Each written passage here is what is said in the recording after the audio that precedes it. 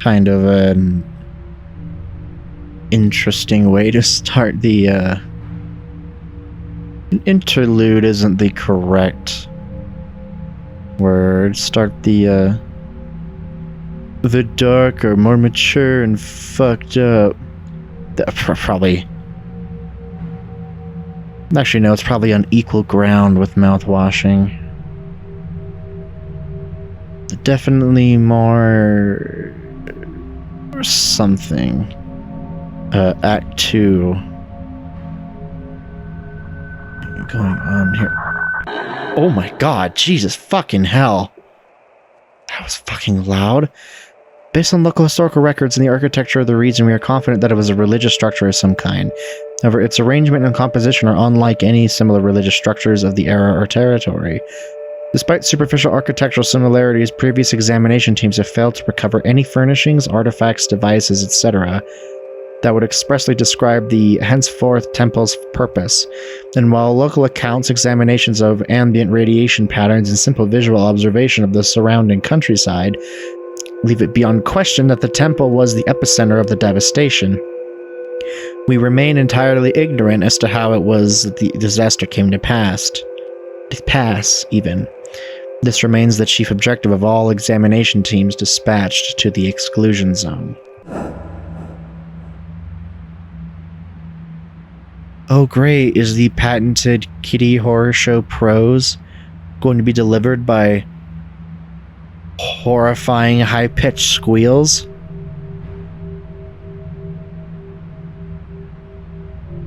Hello, Temple? How radioactive we oh god, here he goes again. That's fucking loud. The swooping asymmetrical fins of the forward sheltered area have been something of a mystery to previous examination teams. Their shape and positioning perfectly enables them to gather moisture from the air on balmy days, back when the climate of the area had not been irreparably changed, and such days were still possible, which is then channeled into the shallow reflecting pool set into the floor in order that they be kept filled with water. However, this almost artistic asymmetry is not present in any other part of the structure, and such a break in uniformity is in stark contrast to many of the fundamental religious tenets of the surrounding area. Put plainly, it seems an ornamental indulgence that makes no sense to us, given what little we know about those who might have occupied this place. One examiner discovered deep channels between the stones at the bottoms of the pool, which seemed to run downward some distance, but were too narrow and solid to be inspected further. Theory suggests some manner of sieve, a mechanism for gathering and storing potable water, or possibly even a cooling system for subterranean parts of the structure as yet undiscovered. Future examination teams may be dispatched with equipment suited to further exploration of these possibilities.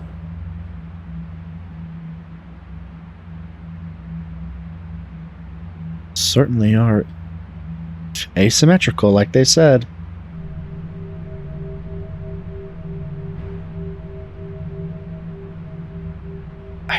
Weird. How alien is this temple to us, really? What the fuck is croaking over here? Said this place is radioactive. I assume that's my Geiger counter. I'm going to walk this way then. This is like a fucking, like, portal. Here we go. The overlook, for a mercy, is one feature of the temple which can be at least partially explained. Were it not for the exclusion wall, the overlook would provide a grandiose view of the nearby lake, which is a feature the temple shares with all similar structures of the region. All are built in proximity to an inland body of water, generally at an elevation, and all feature an overlook of similar construction extending from the main structure and pointing towards the aforementioned body. This is of some interest to us, because we have at least some evidence to suggest that the temple was built with the specific purpose of performing whatever unique machinations precipitated the disaster, thus making the construction of an overlook something of a concession. If the temple's original purpose was not the practice of the local religion, then the overlook would be superfluous. It is possible that some of the temple's residents maintained their old beliefs, and therefore necessitated the overlook's construction, which opens the possibility that the temple's purpose may not be an entirely religious one after all. It has also been suggested that it was meant merely as a prop, a visual misdirection intended to convince locals from a distance that all atop the lakeside hill was normal and that nothing untoward was being constructed or conducted. Some of us find this possibility to be somewhat cynical, but it cannot be ruled out.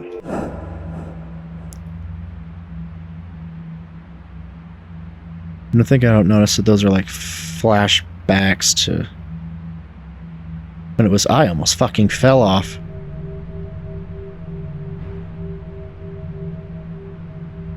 That is one dead fucking lake. But why with the fins though? Why anything here actually? You know, now that I think about it, this whole place seems to be a little... And if it's like a radioactive disaster, was it really a... That's more of a cataclysm of man-made origin, if you get what I'm saying. Okay, it's a garden. It is reasonable to assert that the exterior area to the north of the main structure was a plot of some kind.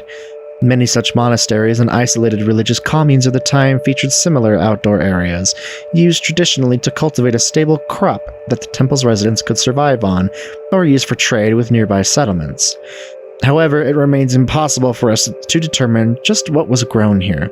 Soil traces betray no sign of any of the plants indigenous to the area, or indeed any surrounding regions from which seeds may have been imported. Stranger still, radiation of a kind entirely unique to that modest plot can still be found in the soil, suggesting the growth of some kind of radioactive plant with an extraordinary half-life, distinct even from the radiation that filled the area in the wake of the disaster. Interesting. Absolutely no historical accounts of such a plant exist in any archive throughout the entire peninsula. Consequently, this small area of ground is of great interest to us. Examination teams are encouraged to check the area thoroughly for anything that may provide further information, no matter how seemingly minuscule. Oh, right. We're getting... how many rads can one human body take? I prefer not to find out. There's a pathway leading downwards? I guess that means I'm being pointed towards the actual spire. I don't want to leave this place just yet. Well, don't get it twisted, I absolutely want to leave this place, but oh god, here it comes. Ooh, wow. The central chamber beneath the tower would be, by all accounts, the part of the temple used... It's kind of bright there. Used for communal prayer and administrative gatherings. Such is the case with other religious facilities of the region, all of which feature a similar central chamber. However, given the doubt raised as to the actual purpose of the temple, we are disinclined from making such assumptions. One detail that we find to be most curious regarding the chamber is the fact that not a single one of the examination teams dispatched to the exclusion zone has ever recovered any kind of talisman or artifact from within. Nothing so much as a scrap of cloth or particle of ash. While other teams of the temple show clear signs of damage, damage and dilapidation, the interior chamber is immaculate, almost deliberately so. Scavengers are rarely so delicate in their work, which rules out the possibility of the chamber having simply been picked clean by opportunistic locals. Also curious is the fact that despite its location directly beneath the extremely radioactive tower, the inner chamber is consistently found to be one of at least one of the least irradiated areas of the complex. The stone from which the temple is constructed has no particular insulative properties, which makes this something of a mystery to us. I promise you I can read. I took AP Literature and English. We have continued to look into possible causes for this anomaly, but the absolute lack of salvageable material has proved a mere hindrance to our efforts. A severe.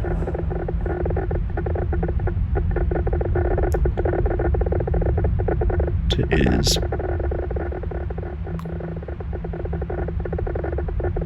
quite.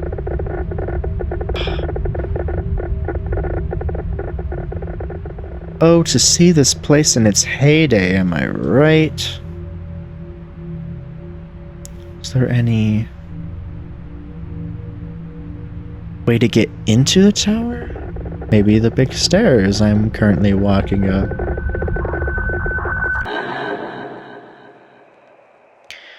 Note to examination teams. Extreme caution advised when approaching main tower of temple complex. Ambient radiation at dangerous levels. Protracted proximity to tower heavily discouraged. Eventual fatalities extremely likely. Yeah, no shit. The tower, being the obvious centerpiece of the temple structure, is presumed by most of us to be the nucleus of the disaster.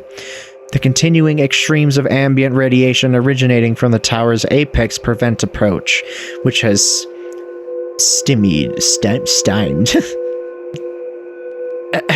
All direct attempts at investigation into the disaster's most probable epicenter, and by extension the entire temple's express role in the calamity.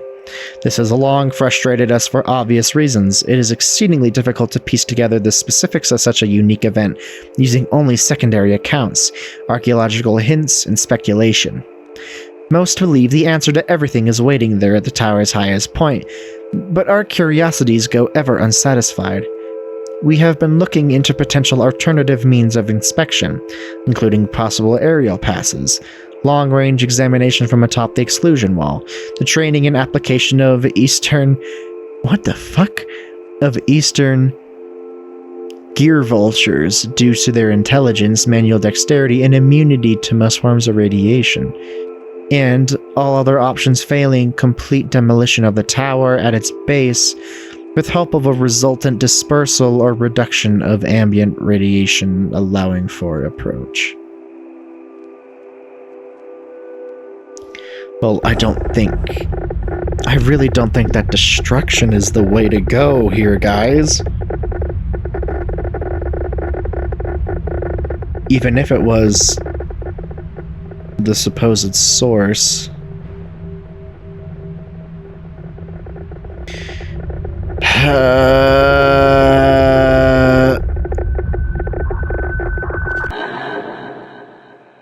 I think I found your epicenter. From the recovered notes of Examiner Saturna, deceased. She was wronged. None of this would have happened had her sisters not wronged her so. She would not have been so lonesome, wouldn't have called out like she did. She'd have kept her old worshippers, the ones who knew how to build her temples and channel her stones, the ones that came from where she came from. She wouldn't have had to call out across the sea to a place she wasn't known. They only tried to love her and honor her here. But our stones are not like her stones, and our air is not like her air, and that's what caused it. That's why it happened, I'm sure of it. She will be vilified once her name is learned, but it was her sisters who broke her up and threw her down. Gods above, it makes me want to cry just thinking about it. How long she must have lain there under the sand, hurting and lonely and angry and not knowing what she did wrong. And now this. So much devastation just because she wanted to be loved, and because they wanted to love her but didn't know how. And now she's alone again, wherever she is. I don't know how to pray to her. I would if I could. Maybe just thinking about how sorry I am for everything she's gone through will be enough. I'm sorry, sister. You deserved better. This was not your fault.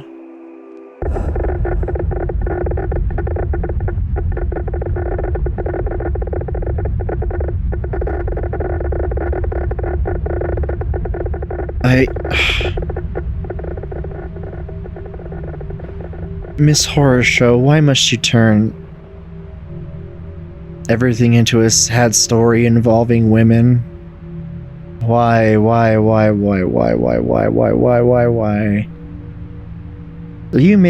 really gonna make me feel emotions for Green Crystal? Of course you will, but... Ugh. Fucking noise. Easily the most baffling part of the temple at large is the pair of cairnstones on the shore at the bottom of the steps northwest of the complex. Nearly everything about them seems at odds with the rest of the structure and with the region itself. They are of a material that eludes identification and which cannot be located anywhere else on the peninsula. Their arrangement, and indeed their very presence, suggests a kind of clandestine purpose that would likely be considered paganistic, possibly even heretical, when juxtaposed with the dominant religion of the time and of time and territory. Yet it is obviously too close to the temple to have been kept hidden. The glowing arches lining the stone which lead to the shore were found to have been constructed after the temple itself. But the cairns themselves, hitherto impossible to date accurately, are highly presumed to have been there for much longer, suggesting a deliberate acknowledgement of the cairns in the arch's construction. Finally, prior examination teams have found traces of a kind of energetic charge in the air around the cairns. Not radioactive, yet with a similar half-life to radiation, and distinct from both the fallout of the disaster and the radiation found in the soil of the plots just north of the main structure. While it seems safe to assume the cairns can have had little to do directly with the catastrophe, both their purpose and their existence remain something of a fascination to us. Examination teams are encouraged to check the surrounding area but are cautioned against protracted proximity. Many examiners who remained in the cairn's immediate presence for more than several minutes began experiencing symptoms similar to a combination of radiation poisoning and etheric plague, with at least one case resulting in death.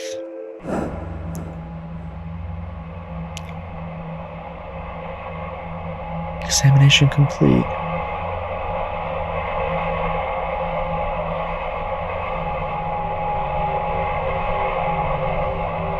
Assessment. No significant new findings? Turn to exclusion wall bulkhead for extraction. But she's still here.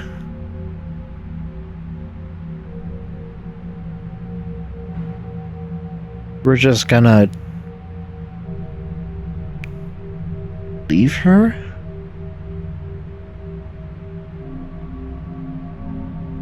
I mean,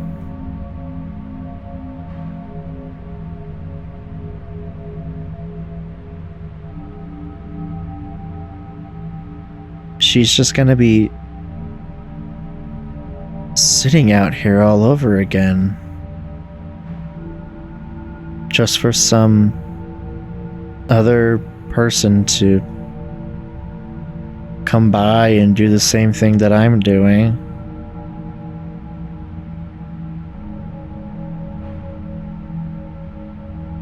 Just apparently no one knows how to care for her, to treat her like she's supposed to be treated.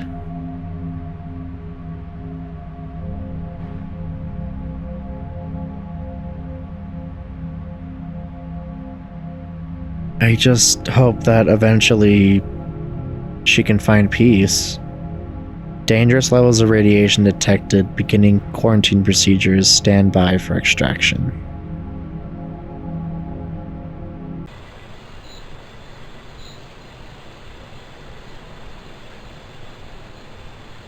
I don't, do I? Okay, we've got tank controls. Let's inside then. Blood bells gather on their steel arms, scaled feet cakey with old blood, presaging. I suppose it's fine.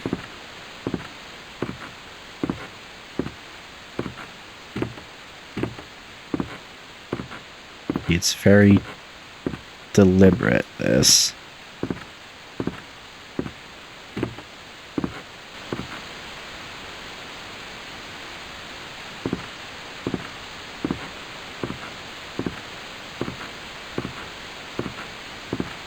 You look familiar. I'll touch your shoulder.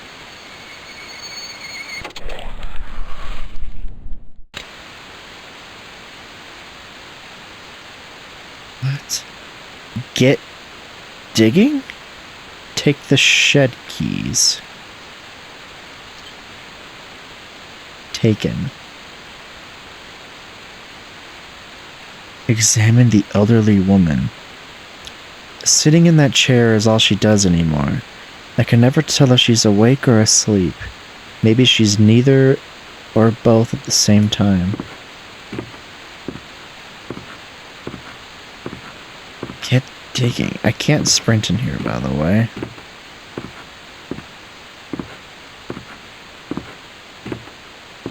She seems to be watching an important drama. Read the holy book. Open to a random page. The boy came to a clearing where a great bloated tick wallowed in a shallow pond, and he found that he could not speak, for she had filled his mouth with leeches as she was running through the swamp. You will know you have come to the kingdom of the Hierophant, for the roaches will have the teeth of men, and the wasps will have not stingers but tongues, and the worms will twist themselves into knots until they are torn and bleeding. Her mother, whose head was full of the tattered king's perverted songs, shut the girl in the attic, where blood dripped from between the teeth of the mad-eyed rocking horse, and the spiders laughed like murderers. The priestess sank into the mud, which whispered to her as it filled her ears, and she felt his oils and secrets slide across the wrinkled flesh of her brain, and she shivered, and the knife burrowed under her ribs. And she waited there, beneath the soil and the loam, fed with meals of consecrated blood, and the teeth and sinew and seed grew within her belly as she moaned and prepared to birth a coven of new daughters. The man walked, driven like cattle by the tower's groans, and with each step he took a new worm penetrated the sole of his foot, until he was naught but a suit of skin for their family, teeming and boiling at the holes of his eyes.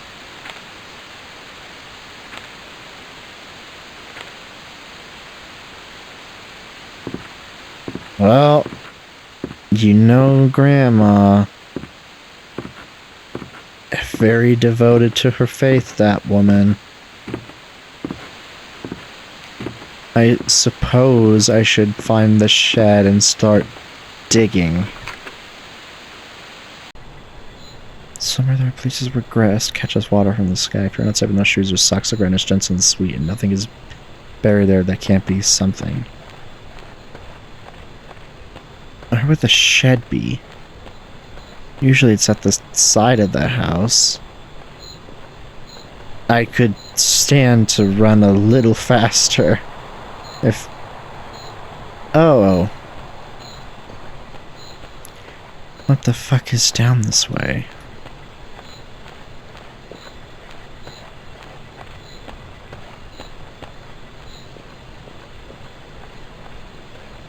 Oh, great. Yeah, real forks in the road. Is this a sign that I can read? No, it's just a lamppost.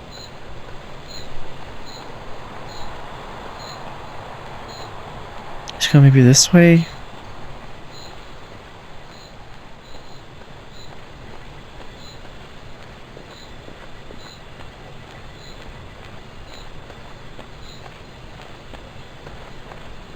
do like these camera angles. Very distant to what our character is experiencing. This whole scenario feels very distancing. There is the shed, but what the fuck is this?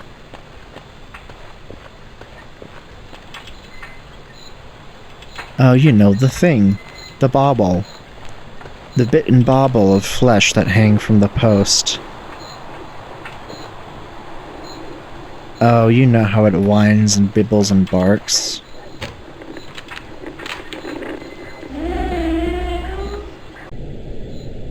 The house is so quiet. Clock ticking, curtain dark and dust. I can't hear her, but I know she's there.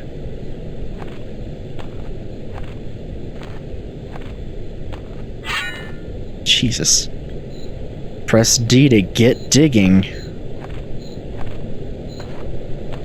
What exactly are we storing in here, ladies? Can I dig in here? No, I have to find... Grandma wouldn't have it any other way but in a nice patch, I assume.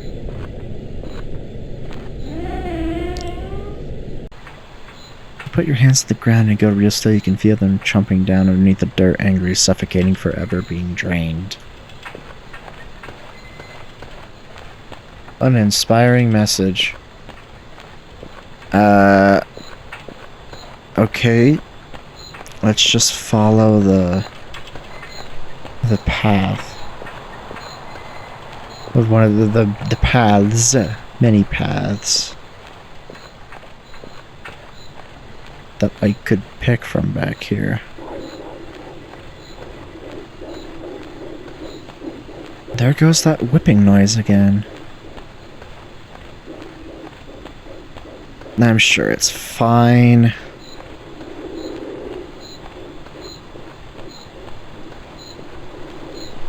It's no, I didn't even kind of note that there was a very pointy archway. Fuck it, let's go north. But it'd still technically be east from the way we first started.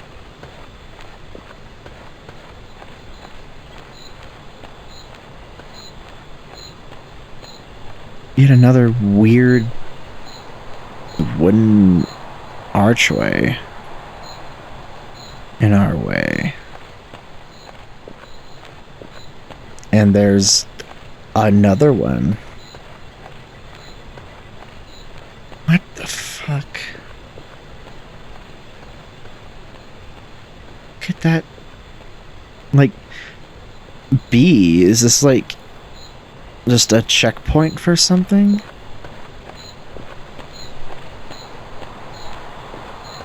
It leads to a wishing well.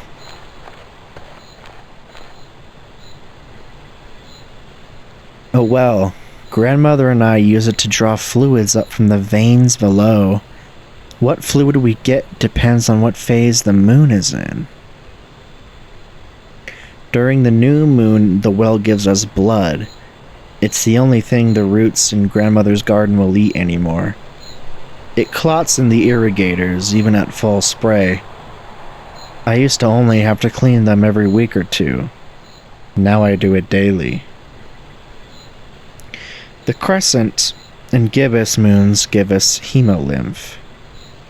It sustains us. Grandmother used to cook for us. Now I do it. I've tried to teach myself many ways to prepare hemolymph, but it's difficult to make much with it, apart from soup. The half moon gives us water. It's the only time, and there's less and less with each passing month. The full moon gives us bile. Most of my free time is spent trying to find out how we're meant to use it.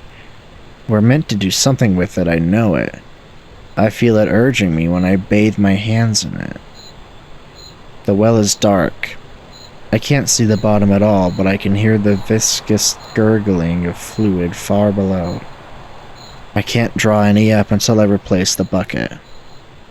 I've often wondered what would happen if I jumped down into it.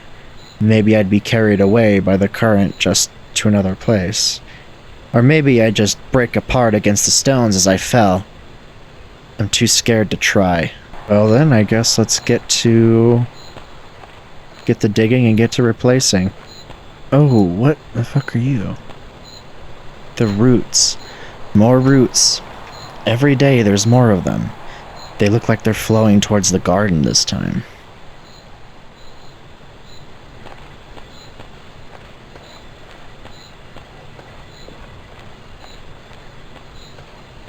I appreciate the all-inness on the depiction of this this land being like alive.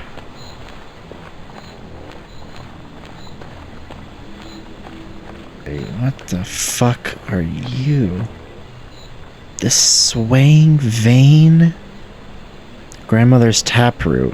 One day it will grow into a massive tree, seething and terrible and vivacious. It knows the taste of 10 different monsters. Its flesh is constantly whispering, demanding more.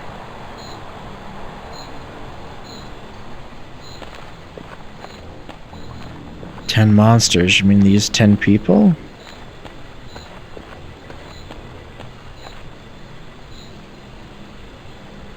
A headstone. It's unmarked. A voyeur was buried here. He was buried with his eyes open, held that way by strips of tape. The body was laughing, an uncomfortable wheezing laugh I can still remember. I was younger then, but not much.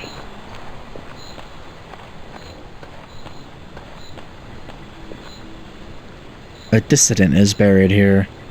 Grandmother always hated dissidents the most. I wanted to read some of his writing, but she never left me. Even with the centipedes tunneling through his eyes, he hurled accusations. I never told anyone, but in a strange way, I admired him.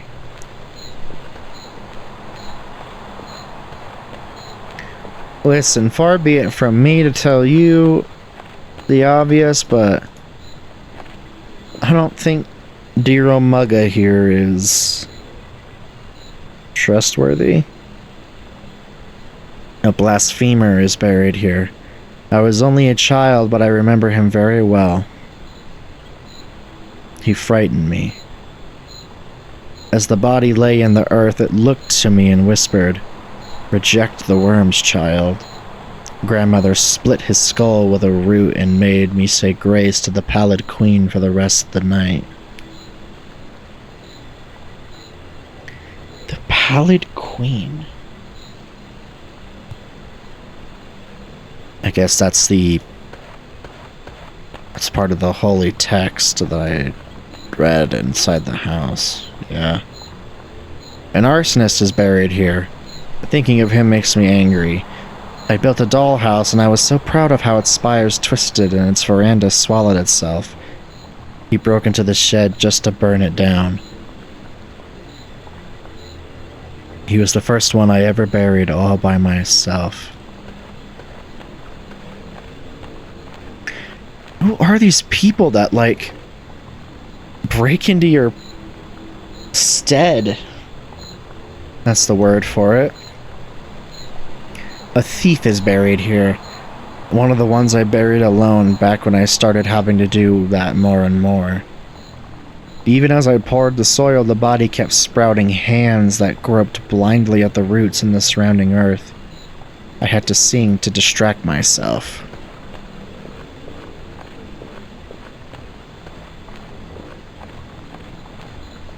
An exterminator is buried here, the greatest monster of them all. Grandmother doesn't even like me to look at this grave. He murdered so many. Not a word was spoken as we buried him. We just listened to the sizzling of the fluid as it boiled his skin away. Grandmother was laughing.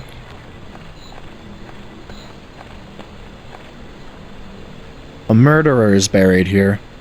He snarled and snapped the whole time, and we finally had to fill his mouth with stones and burn away his arms, so there was no chance he could dig himself back out and come for us. It took all night.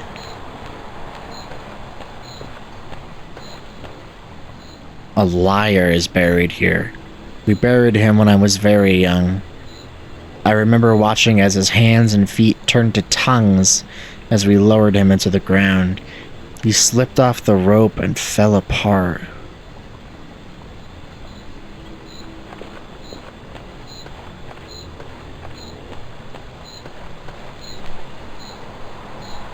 A lecker was buried here. I don't remember much at all about the burial. I was too young. The only memory I have is grandmother whispering to me, telling me to throw cockroaches at the body while it was being covered in dirt. Back then, each cockroach filled my whole hand.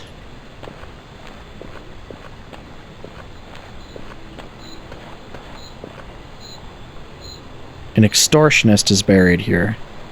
I don't like remembering this one. I had to carve up the faces of 100 coins to bury with the body. My neck kept slipping and cutting my fingers. I cried and got shouted at for it. I was too young. She shouldn't have made me help her.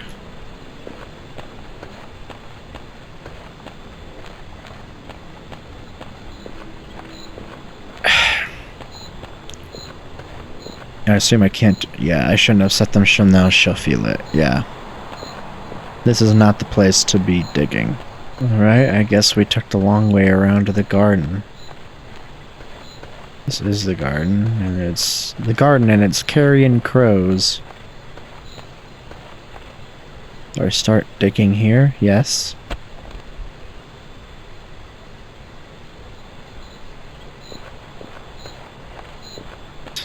No bounty there?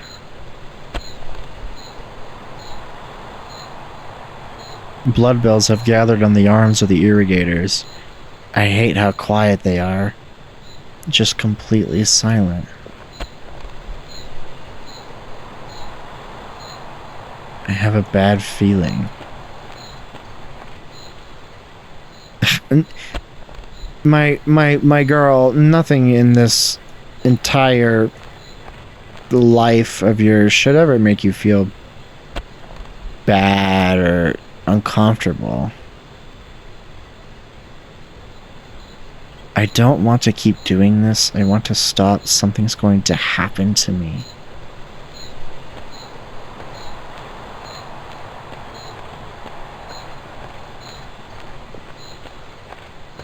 Well, then shit. I don't... That's... No, I don't like that. I don't... Oh, fuck. I really don't like that. If I... Just taking their seats to wait for the show to start.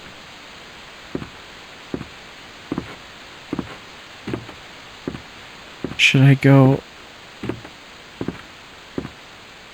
back to Grandma? It's part of this place. I'm part of this place too. I don't like thinking about that. She won't even look at me. Her eyes have become roomy and opaque. They move like she's watching something, but I can't imagine what. She just looks so tired. Every breath looks like it hurts. I don't like her, but... Grandmother, why not just let her rest?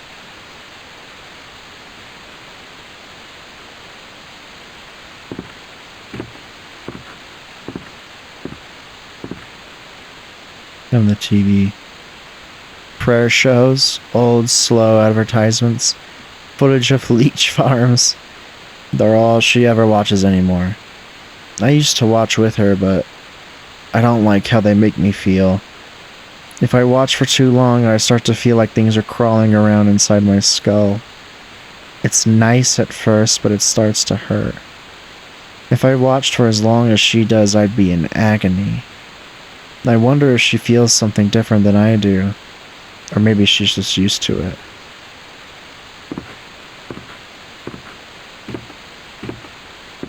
Is digging really the only thing that I can do?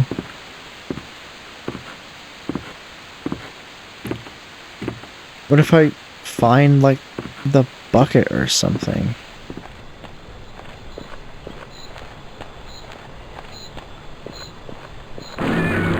Fucking God! Oh my God!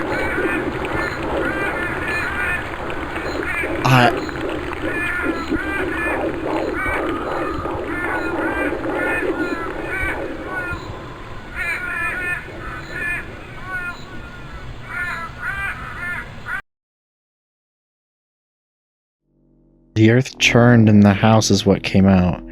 Gruesome little cluster of verandas and spires, gables and windows.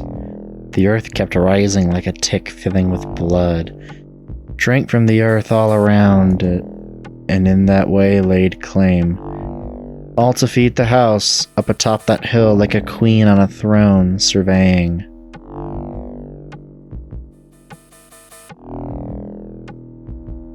Bedrooms and drawing rooms and halls and attics, kitchens and bathrooms and nurseries. All dark, all quiet. Only some of those windows let any light in. But there is only one basement, and it is where she lived. The matriarch, screeching rat queen cluster of veins and connective tissue and grinning, gnashing mouths. It was her house.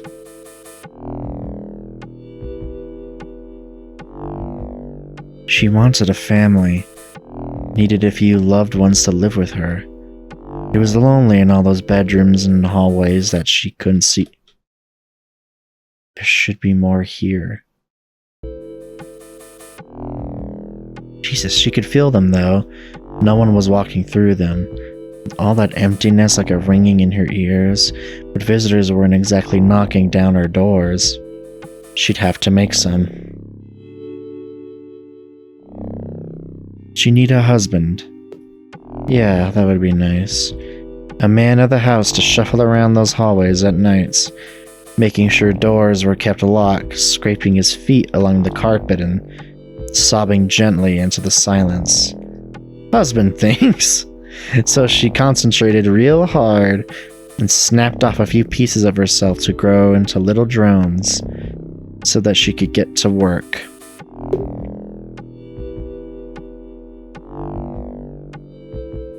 The drones spread out into the forest, her hands and her eyes. What do I need to make a husband? She thought to herself. There sure were a lot of trees all around, just doing nothing. So the drones gathered up a great many twigs and sticks and fallen branches. Would you like to watch the sunset together? Oh. I had all these drones for this face. She could use the hair from the bodies of the people who got sick whenever they came to explore the woods. Tie the sticks together, give her husband a handsome coif, 2 long arms, 2 long legs, a long body and a long head, all held together with hair and the glue of old room. The drones could eat the rest. They earned it. So soon she had a husband. He was just how she wanted, milling through the halls, wheezing and click-clacking his twiggy hands against the walls and doors and windows, dragging his feet and giving sweet little whimpering cries. It was nice not to be alone anymore. Still, it wasn't enough. She didn't want to be a couple. She wanted a family.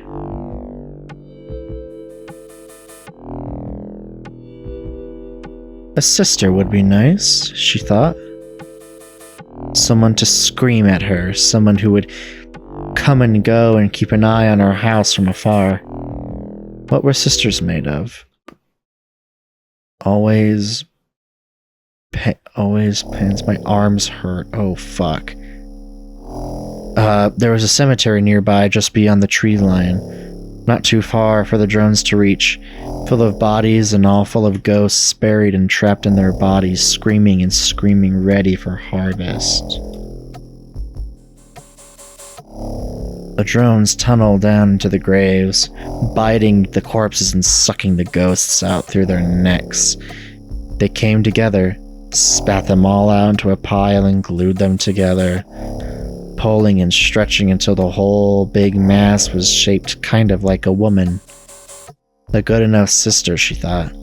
She'll shriek and make my life worse, press her face against the windows and fill my rooms with jealous looks.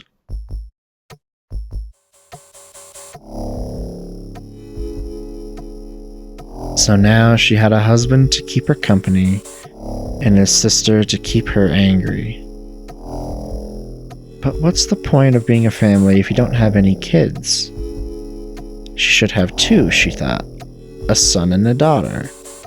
They'd love each other and hate her, or love her and hate each other.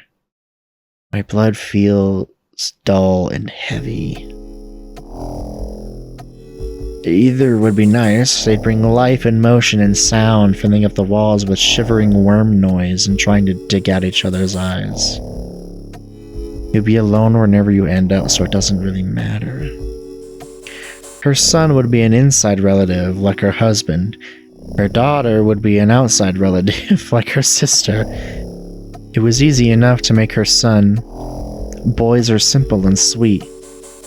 She brought the drones home and used her teeth to bite herself up, sucking up her own blood and spitting it all together into a pool. Her son rose up out of it, made of it, and got right to work running amok through all the lower floors, staining the carpet and leaving smears on the walls.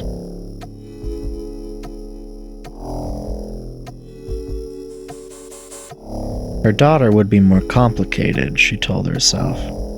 Daughters always are. So she need to be made of complicated things. The spiders of the woods had their own hierarchy, ages old and complex as anything, and they had 8 legs, My veins miss the old poison. Too large number of legs, in truth.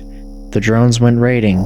The spiders fought, bit up the drones till they were nice and swollen, even tore a few of them apart. But once the drones grabbed the queen by the thorax and squeezed her until she burst, it was all over.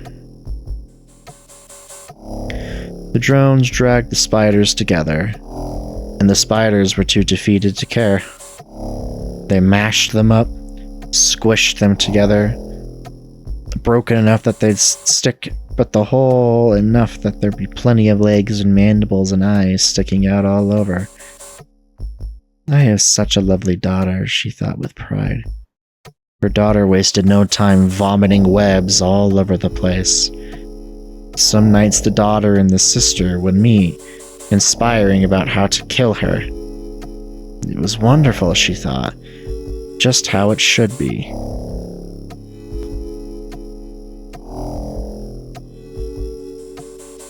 Time passed, like it's wont to do. For a while she was happy, but not for long. I used to burn once upon a time. She started to get bored.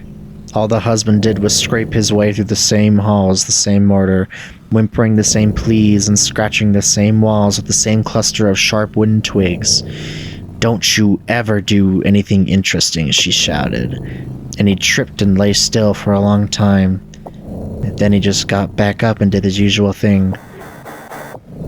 Worthless man, she thought. I hope your hair comes undone and you fall apart. Her sister, on the other hand, was far too lively. No longer content to just mash her eyeless face against the glass, she had found some shears and knives to use as hands, and had taken to carving up the walls outside, scratching the paint and marking up the wood. Hateful woman, she thought. You're supposed to envy, not assert yourself. To make matters worse, she was spending far too much time with her daughter. The house is sealed forever. It was never open at all. The daughter slaughter.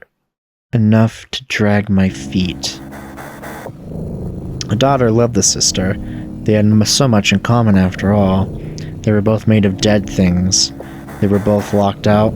This made her angry. You're supposed to make my daughter hate me, she thought. But instead, you've made her love you. And that's a whole different story. They went everywhere together.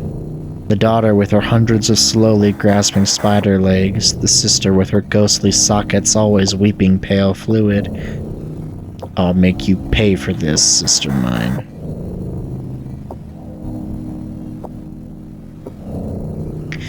She took solace in her son, the only one that truly loved her, that did anything right. But he was fast congealing. In each inch of carpet he dragged himself across, or wallpaper he tripped and fell into, took a little bit of him away. She didn't want to lose him like that, and so she made him come back to the basement. He tripped and fell down the stairs, splattered apart, and ended up just like he'd started, a pool of her blood. I'll miss you, she thought, as the drones rotting chains only in my own houses to... As the drones lapped him back up, she hated her family. They weren't what she wanted. The drones went to the husband, cornered him in a hallway, pulled out his hair. He fell apart, and they gathered up all the twigs and fallen branches and fed them to one of the living room's fireplaces. His smoke screamed and smelled like rotten teeth. Good riddance to bad rubbish, she thought.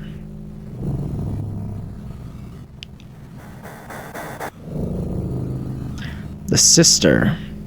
The drones lured into the woods with a pile of heirloom jewelry and old unsent letters.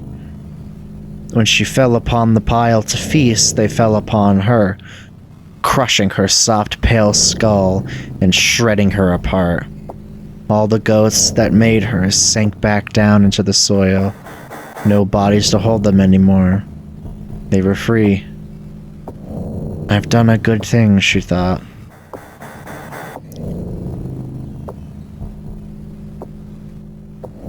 Her daughter was a sad, useless little nothing, hidden by the marks and pulled. Fuck! Oh my god. Now her sister was dead. The drones pulled her apart, little by little, separating out the slick chitinous little corpses she was made of. She didn't fight, didn't even bother to say goodbye. Ungrateful, she thought. I should never have had a daughter to begin with. The spiders were gathered up beside the corpses of their queen and buried. The drones didn't bother leaving a marker on the grave.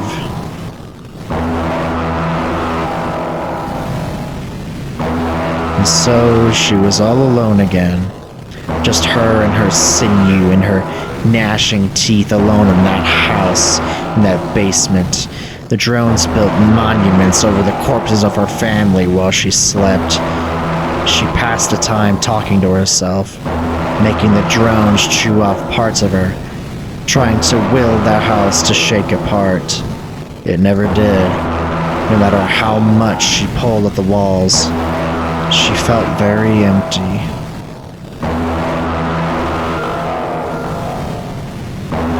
I hope someone visits me soon, we thought. That's what I need. Needing time. Fucking god. Oh my god! That'd be a surprise. Someone I didn't know, someone I didn't make. So she opened a little path in the woods near the house and waited. As long as they don't talk to my dead family, I'm sure they'll come visit me. I'll invite them in and let them come see me. Then I'll have the drones chew off all their skin, and I won't be alone anymore. I won't be alone anymore when they come to visit me. And I've let them in and they've come to see me and I've chewed off all their skin. I won't be alone anymore. It'll be so nice not to be alone. I won't be alone anymore. I hope someone visits me soon. I won't be alone anymore.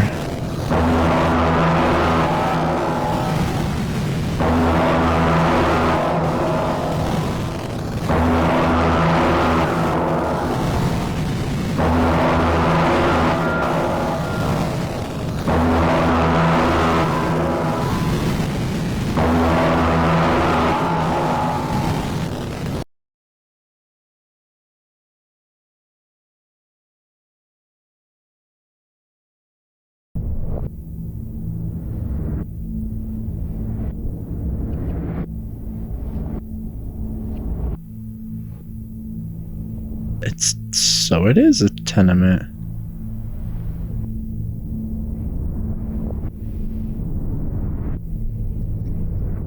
Not hugely populated, is it? I guess I'll just bunny hop around.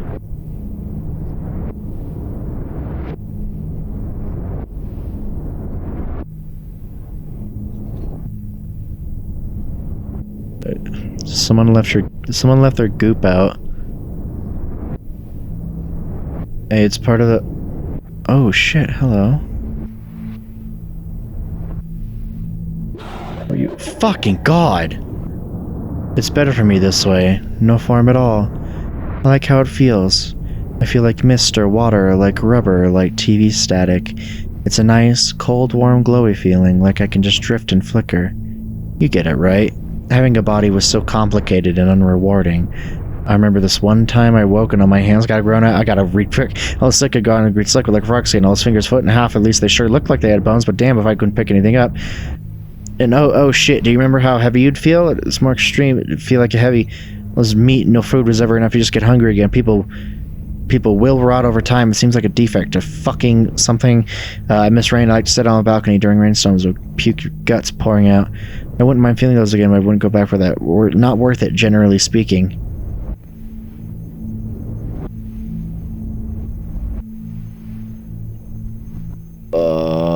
Fucking...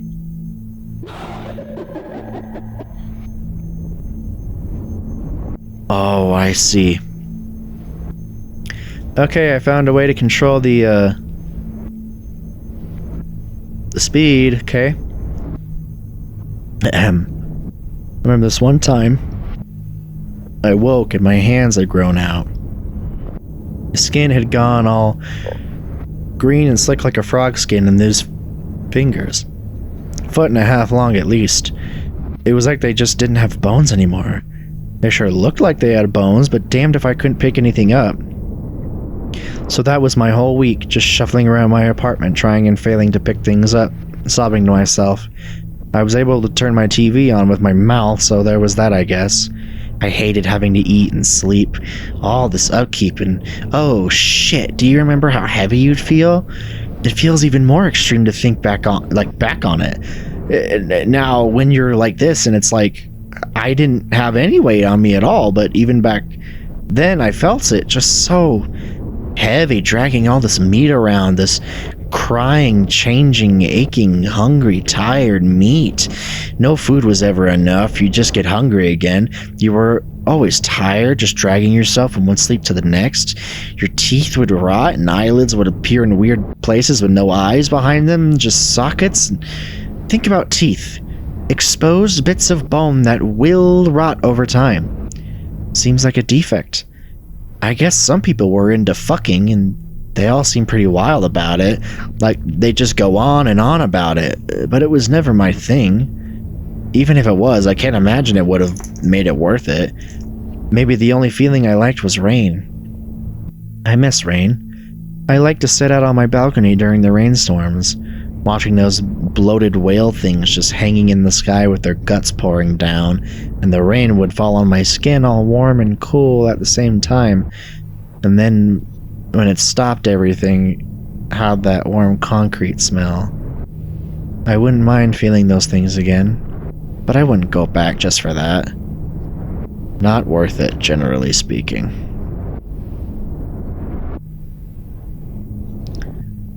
I mean,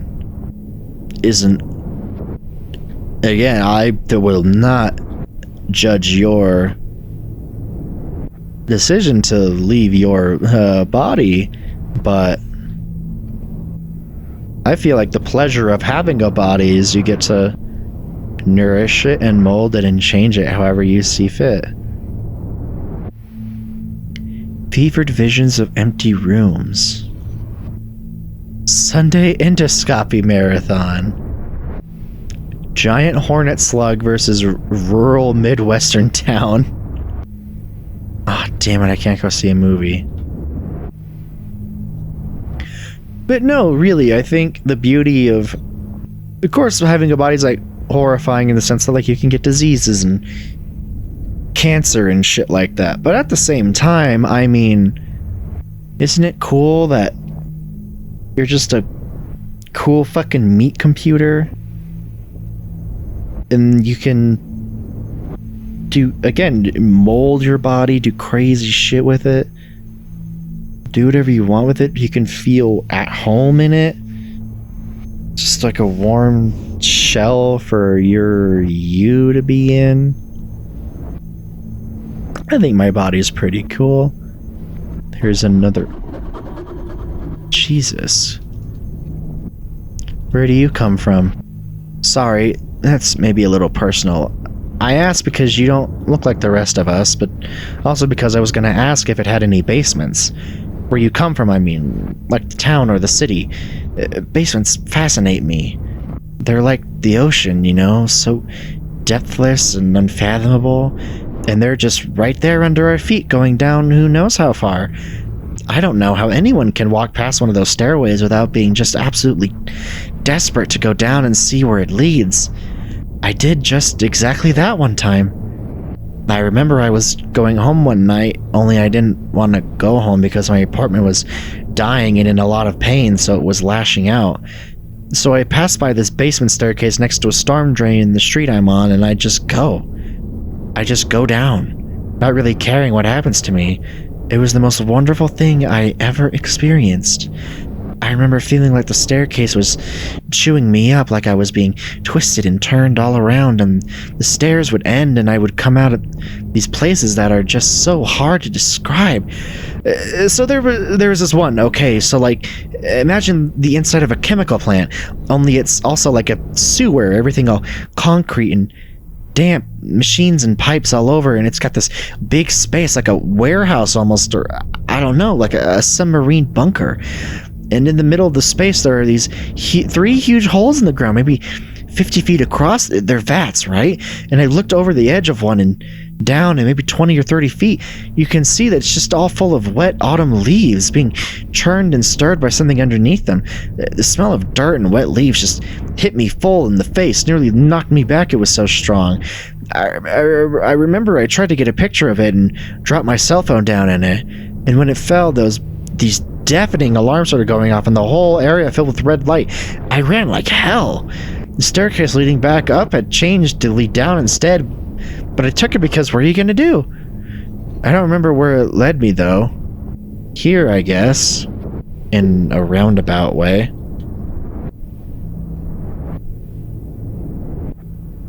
I guess that's always the danger in trying to, you know, curiosity and cats and all that. You are different. You have like an ammo belt, aren't you? It's not so bad here. Really, it's not. What I mean is there are worse places we could have ended up.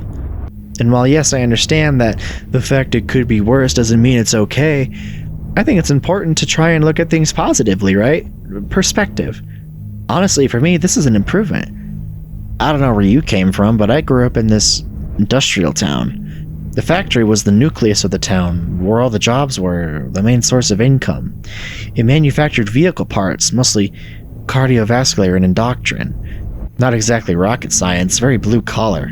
The whole town tasted like smoke because it was just caked all over everything, the soot and grime. There's so much awful stuff you have to put up with growing up in industrial town. The people never smile because their work takes that out of them, so it feels unwelcoming even if you were born and raised there. Sometimes the factory would sicken and close down, and then you'd wake up and all the streets downtown would be filled with blood that had congealed overnight, and you can just imagine how that smells. Just the smells in general were enough to make you want to be anywhere else. Downtown at night was just bars and bars and bars, brick buildings and neon signs, and open pub doors pouring out noise. All the factory workers would go there and just get liquored up, watching the Dollhouse broadcasts on repeat, shouting accusations at each other over every little thing. It's just the done thing in those towns, how you unwind. Then everyone drags themselves home at night, crawls into bed, wakes up and does it again the next day. They'll try to fill your ears with notions of honest work, but that's no kind of life, is it? None of them seemed happy. So I don't know. At least here you don't wake up with streets full of clotted blood.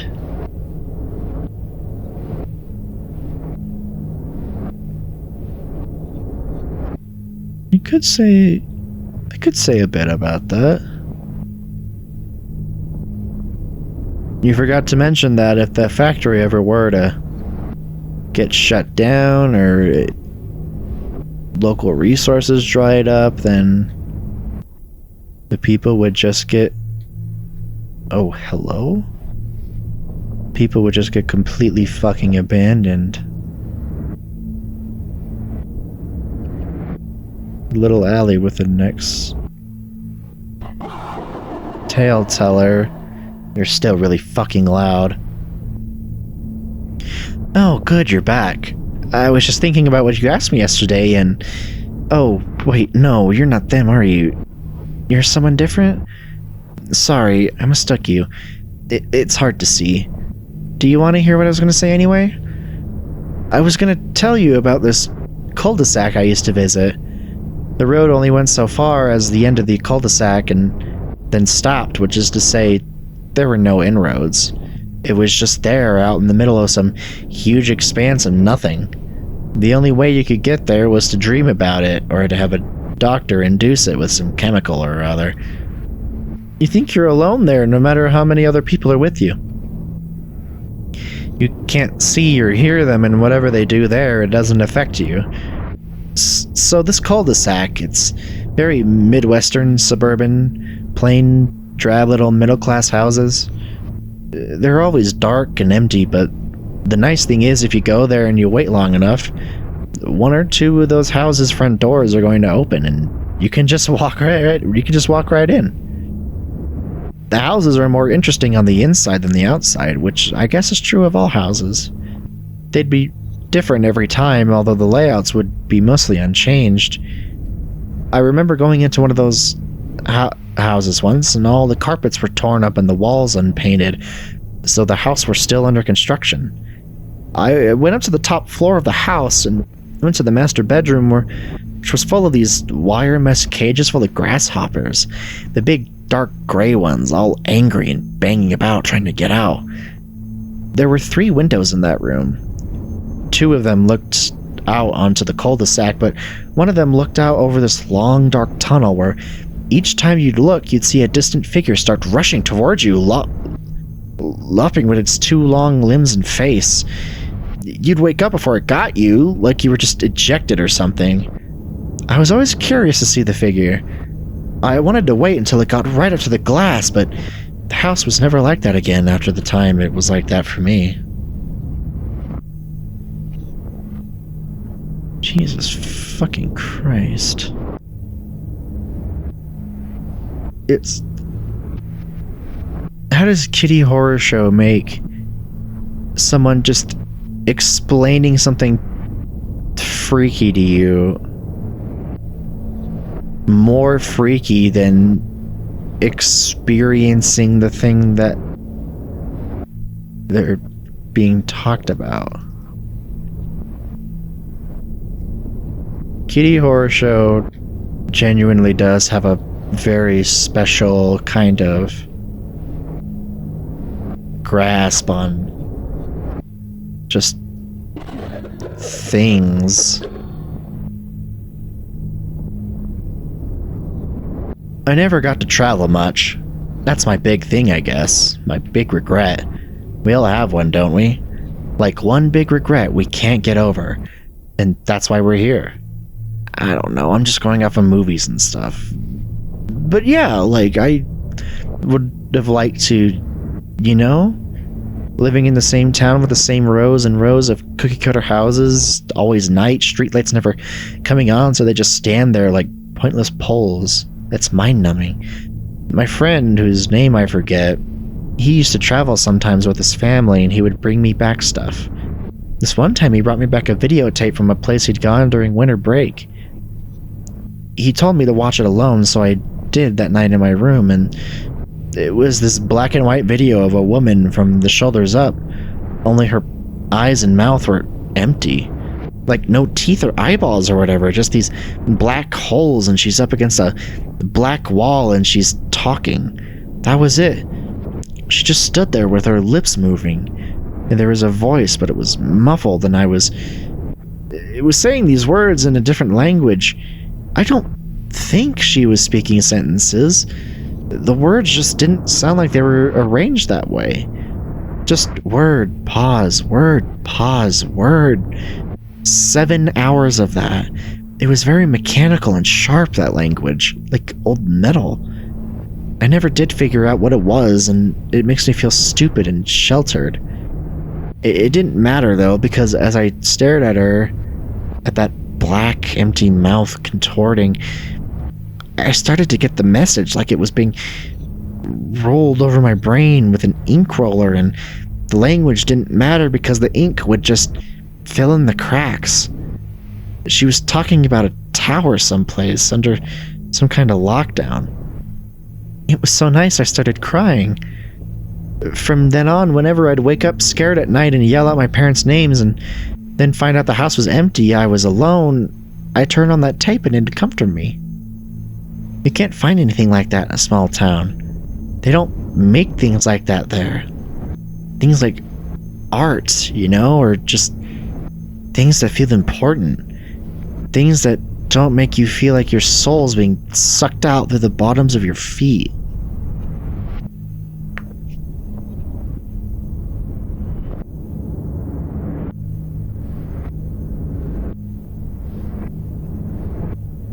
What's the purpose of being here? I think it was kind of very obviously hinted at.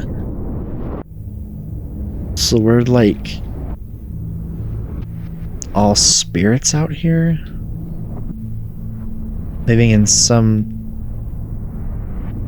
just a big tenement, a complex of apartment complexes, just hanging out here with our one regrets and our stories, just stuck out here forever, doing nothing at all. I booted up the game again because something just didn't feel right. 7 eclipses at once. VHS tape found in abandoned farmhouse, contents unknown. Gone with the Wind, but starring a bunch of moray eels instead of people. Yeah, the person who was here isn't here anymore. Where? Oh, where?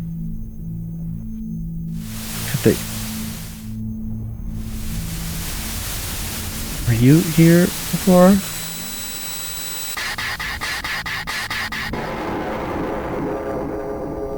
Sickly mist blue to yellow sky cicadas conspire beneath the soil. The boy pulls hooks from his hands. Do not go out. I knew things would change. Well, this is a lot more enjoyable. Hey, friends. Okay, I think the people here don't say anything different.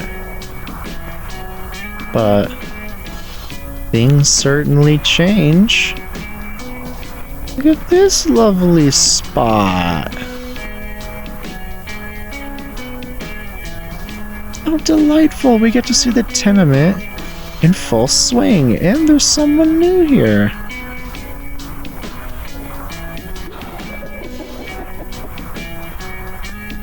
This place reminds me a little bit of when I'd stay at my grandma's house as a kid.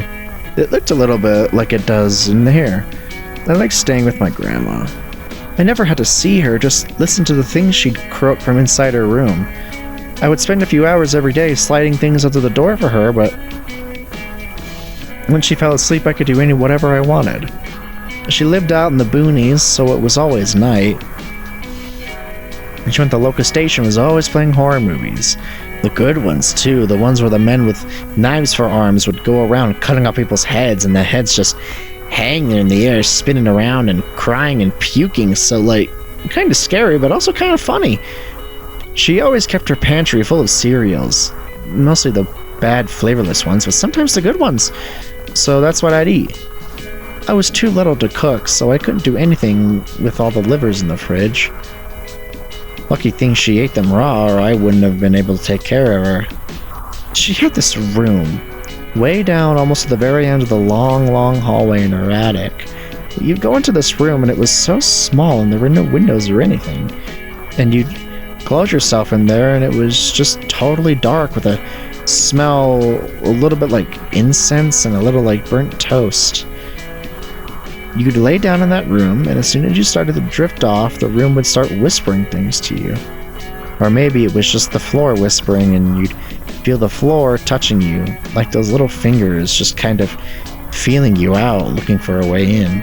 Not like anything creepy, not like a pervy thing, just like the room sort of wanted to hang on to you, I guess. Like if a bed could tuck you under the covers by itself. That was how it felt anyway. I miss that old house.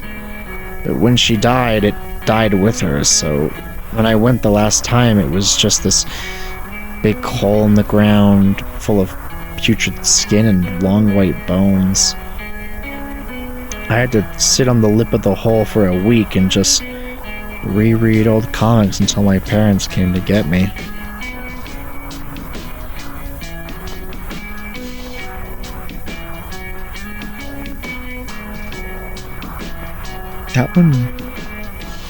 That one kind of hurt. I don't know why, that just kind of like hurt the read, man. Kind of weird, I can't quite explain it. I really, really can't stand taking the subway anymore. I know, I get it, it's free and it's fast and it's convenient. We have to support them or they'll die off. I guess it's more the stations I hate, or the platforms, or whatever you call them. I hate sitting down there waiting, just sitting in pitch dark, except for those emergency lights that kind of jitter if you look right at them. And what's with those shapes moving around in the dark? What are those even supposed to be? Hanging people? The hands? I don't know. Never been touched by one, so small mercies, I guess, but they still just make me angry. I shouldn't have to put up with that just to get from A to B. I at least wish they'd lift the noise law so I could listen to some music or something. Having to stay dead quiet makes everything so boring. I feel like I'm in a boarding school or something, having to sit up straight, not make a sound, and just listen to dark figures mill around. Oh shit, have you ever tried to walk a subway tunnel before the trains come, or after it's just left? That's a trip. You'll never get where you're going, obviously, but that's not the point. You feel something. I don't know if it's bad or good, but you sure as hell feel it. The tunnels, they sort of shiver like the train's touch woke something up in them. If you go far enough, you'll start hearing noises from both directions, like distant screaming arguments or old sad music, or the city's organs working if it's not too long after the dinner hour. I think I'd recommend it. It's worth doing once. Might take a friend along with you and a real long piece of string or something. Do the whole Ariadne, whatever the fuck that word is thing, just so you don't spend hours stumbling your way back out. There's a chance the train will come, but whatever. You get smashed into a fine mist, you'll just come back tomorrow. Might leave anything fragile at home, though. Your lockets or your necklaces, those treasured keepsakes. Can't get those back. Those the subway tunnels take and keep.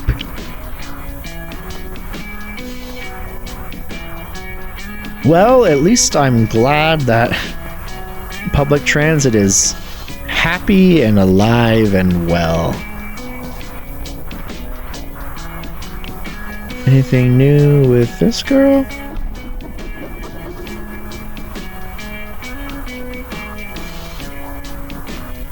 I just wanted to get out. That was all. It didn't matter where I went, I just didn't want to be there anymore. I hated that place so much, and it hated me. You could tell. It hated everyone, I think, but people just lived there anyway. As if they couldn't do anything to change it. So many of the old buildings downtown were getting soft, filling with pores, hatching wasps and leaking chemicals all over the roads. Everywhere you went, people just sneered and sobbed. If you don't sneer or snob, you didn't belong. Fuck small towns. I used to fantasize getting in a car, throwing all my books and bottles and clothes and things in the back seat, and then just taking off one night. Never looking back. Don't care what's out on the road. Can't be any worse than staying still someplace like that. I doubt the town would be strong enough to pull me back. The state it was in. And even if I was, I don't think it'd care enough about me. Do you ever wonder about that? Maybe a town like that hates you just as much as you hate it. Maybe it doesn't want to be there any more than you do. I guess if something were crawling all over me and it didn't act like it belonged there, or didn't seem like it was enjoying it, I wouldn't want it on me either. Whatever. My family never had a car. Not on the kind of bullshit salary they paid at the ink plant. Sometimes I feel like they did sort of things on purpose. They don't pay you enough to buy a car, you can't leave. You can't leave, you have to stay. You have to stay, you need a job. You need a job, you work at the plant. Snake getting its own tail forever and ever. My mom tried to prepare me for a job at the ink plant. Every time we would pass one of those tumor things on a street light when we were walking home, she'd show me how to slit it with a penknife and suck the ink out without swallowing. I'm sort of glad I ended up here before I ended up working at that place. It's quiet and lonely here, but at least I can sit and look at the sky.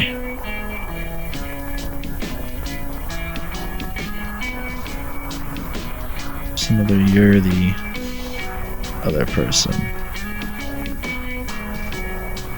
But no, believe me, I understand that whole thing, especially the car part. Just saying. Oh. The chain link was gone. You're back. Are you the same? Yeah, you're the same.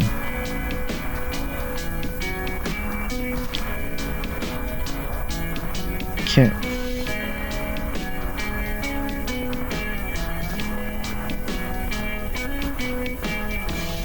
I don't want to jump off or anything. But you know what? This is a nice day. Maybe I'll come back a little later.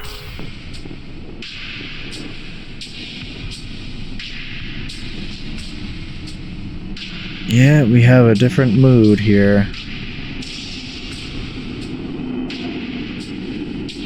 What's new? Anything new with you, ma'am? No, thought not.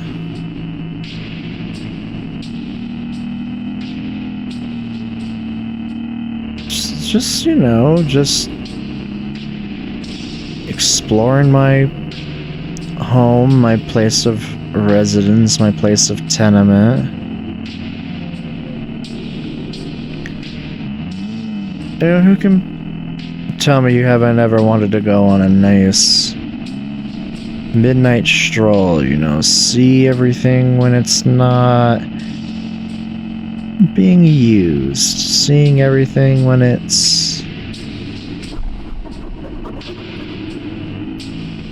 just empty. It's a very unique feeling, very unique sort of... Oh, hello. You're new. Okay. You know what I fucking hate? Those alleys that change. Look, don't preach to me. I've heard it. You're not supposed to go down alleys. They're not supposed to be there. The city doesn't want you to see them. And what if you're in one when it closes? A girl has to get her rocks off somehow, right? But those ones that change, God, those pissed me off.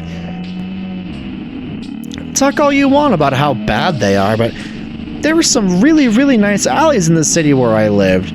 Sometimes they'd have those little concrete landings leading up to doors that looked like they were made of a dozen smaller doors, these pinkish, bluish, fluorescent lights hanging down over them, and you could tell by the smell of them that they lead into some kind of restaurant on the building's other side. Some fried food place, or maybe noodles. Nice, right? Or sometimes there were alleys where no matter what time of day it was, no matter what state the city was in, the alley looked like it was the dead of winter in a small town full of brick buildings where not a single light was turned on, middle of the night, snow everywhere. That was maybe my favorite. Fire escapes, spirals of fire escapes, just going as high as you could imagine, so high that they'd sway back and forth like cattails in the wind, and you could climb up and just sit down at the top and let it sway you. And look out over the city and watch the whale things sliding along the horizon and listening to the groaning of metal. But getting back to it, the whole thing is, you find one of these alleys and it's the only thing in the goddamn world that makes you happy or gives you any sort of pleasure for an hour, so you mark it down, and the next time you're feeling like shit, like you just can't deal, you go back to that alley, just hoping it'll be there. You'll finally be able to find some chill, and then you get there, and it's just different. Something different. Always worse than whatever it was before. It wouldn't even be so bad if it was just gone. I like to think that when the alleys close, they open up somewhere else in the city, just exactly like they were before. But when they change, that's it. Never the same again.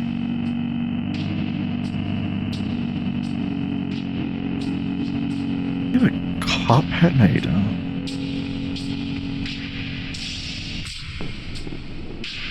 Are they showing different things? 7 hours of CCTV footage taken from the basement of a condemned apartment. Back-to-back creature feature. 2 giant leeches sewn together. Nothing. Still can't go watch a movie. In this bitch of a tenement.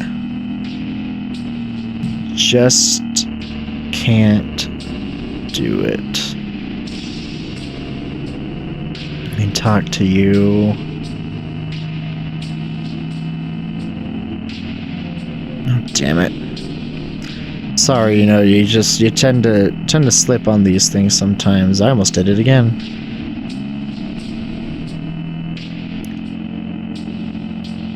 Interesting there. I was just talking to the fucking guy in the alley. What am I doing? Could head back to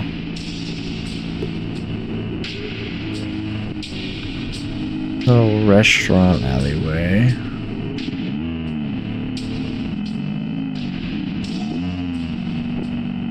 Right, there's just you there.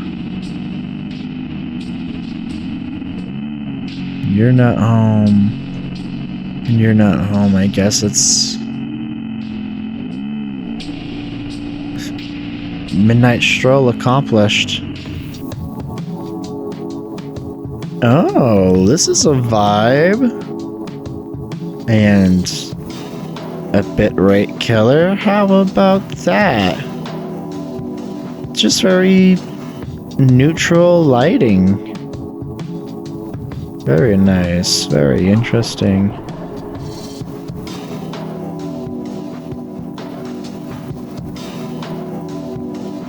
God, this is just like... This is just Silent Hill. Straight up. Just the like, weirdly even lighting, the static, the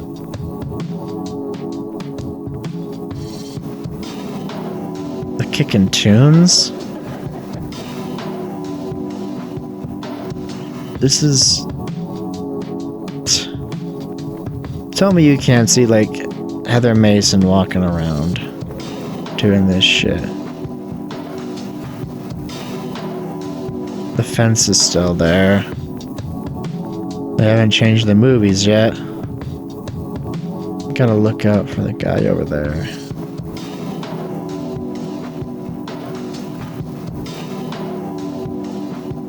Has anything changed here? Hi, you're a little out of the way. Ghosts! Ghosts! This building is full of ghosts! Isn't that funny? They crawl and slither and moan, but I don't know if you'd say they haunt. You look at this place and it seems like the sort of building where ghosts would be stored. Not one they'd haunt. Have you ever seen the ghost up in 3B? The apartment with the damn carpets and all the aquariums and stacks of newspaper? The old head just shuffles around, moving by its jaw and that long, fat tongue. Just moaning and sobbing. Not very scary, huh? And you have that woman in 5A who just lays in her bathtub, staring at her feet. She looks pale, paler than ghosts look. You think she's sick or something? I guess I'm asking too many questions. You know what I bet it is? I bet it's those lights. Lighting is so important. Like I'm very affected by my environment. I'll get all kinds of messed up if I'm someplace and the lights look wrong. The light in there, it kills moths. It just oozes out of the paper fixtures, all pale and too bright. What's those fixtures anyway? They put them up there like they were getting ready to paint around the lights, but then they just never did. Now it looks like the building just got left behind halfway through some kind of renovation. Anyway, yeah, lights. Just melts the wallpaper, that drab green-blue floral pattern. Now it just runs down the walls like nicotine residue. I bet that's what's messing that girl up. Didn't know about the head, though. Those aquariums in his apartment were really off. Put off some really nice light, soft and blue. I wonder what the ghosts are like up on those top view floors. You can tell from the outside that the lights are off up there. Do you think ghosts get better or worse when it's dark? Do they get scared too? If you went into one of those dark rooms up there, do you think the ghost would freak out and start screaming with its huge twisted up teeth and come after you? That might be kind of funny. Something tells me they're just milling around in the dark, though. Boring job, ask me.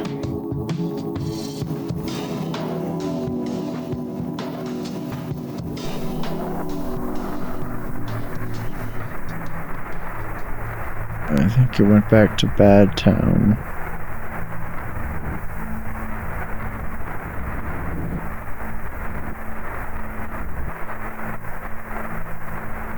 I don't... Oh god, is like no one gonna be out tonight? Did you see anything? No, of course not.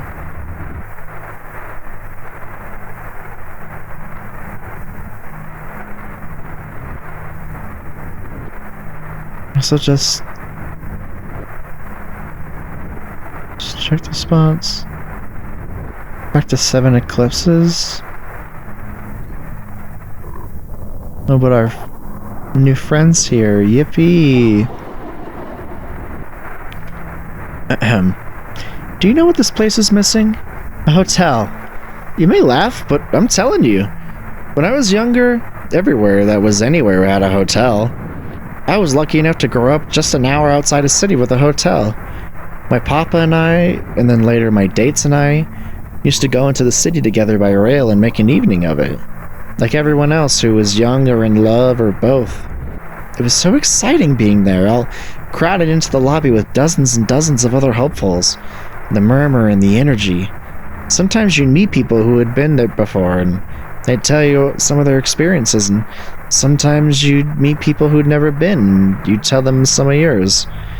That was a real sense of brotherhood to it. A shared wonder that brought you together.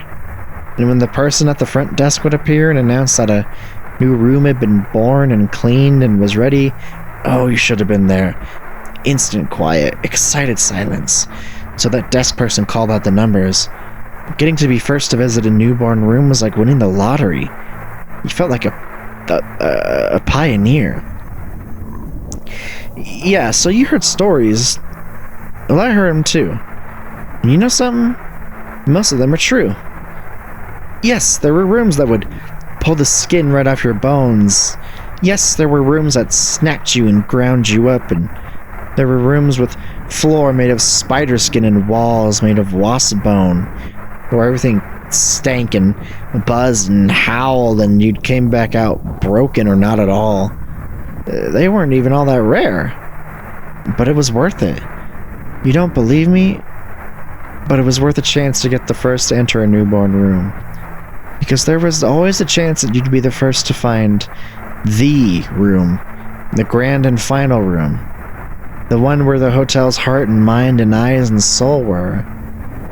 You'd get to be the one to sink your knife into its brain and kill the hotel for good and all. And the city would remember you forever. It was a long shot. A pie-in-the-sky kind of dream, but if you don't chase those kinds of dreams, then what's the point? Then they went and developed that chemical and just poisoned them all. Cured, they said. The problem of hotel infestation solved forever. Well, they solved the problem of a whole national pastime in the process, the bastards. Damn shame, you ask me. That's interesting pastimes they have here at the tenement.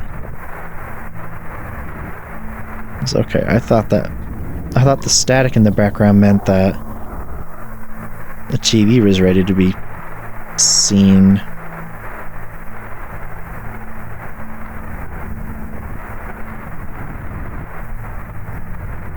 I kind of feel like I'm stretching this place out, you know? Just like, I feel like I'm gonna visit here one day and everything's just gone.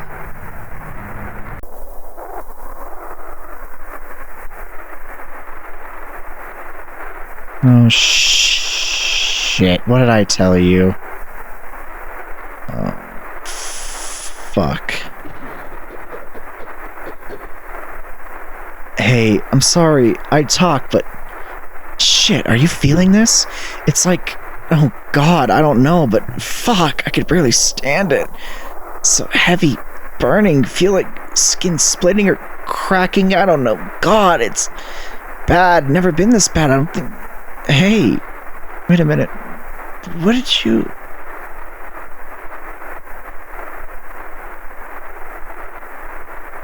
Oh no, I think I'm hurting all my friends.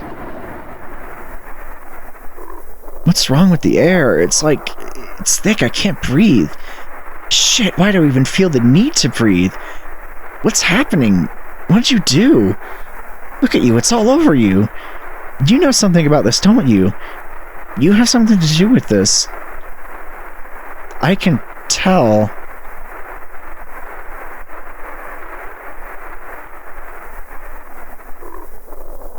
Oh no.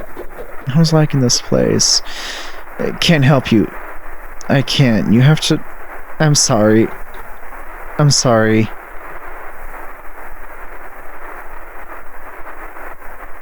And here I am, just skipping merrily along.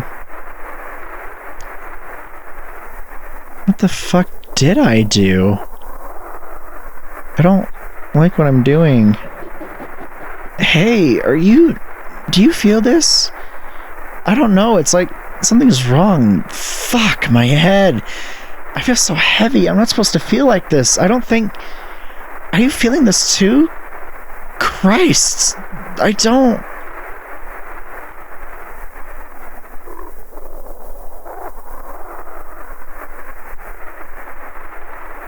It hurts.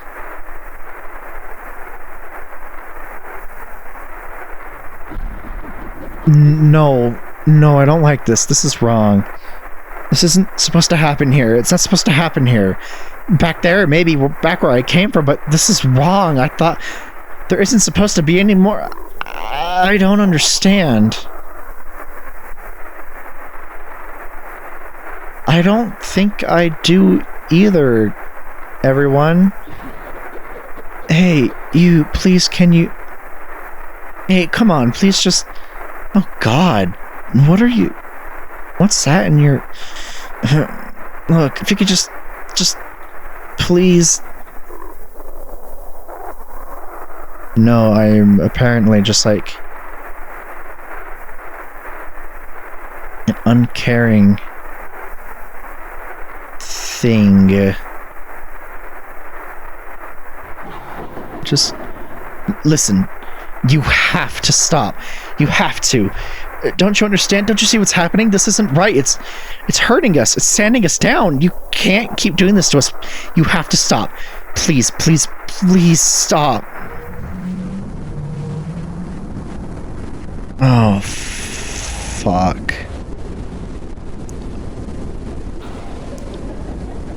Please stop. It hurts.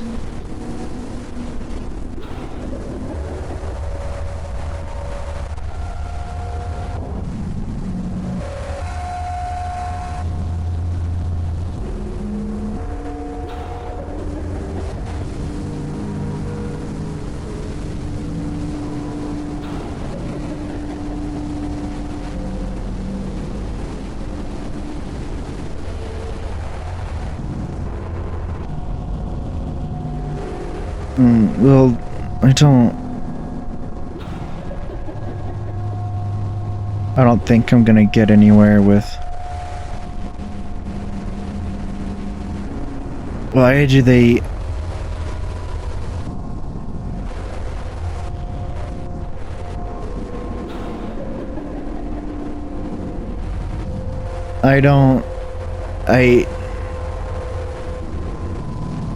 I just... Oh...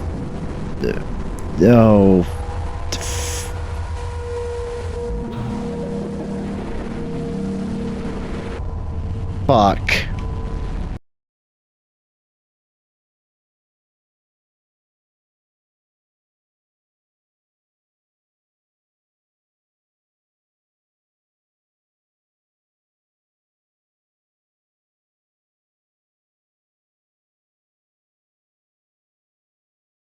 You used us up. You're angry. Come back tomorrow.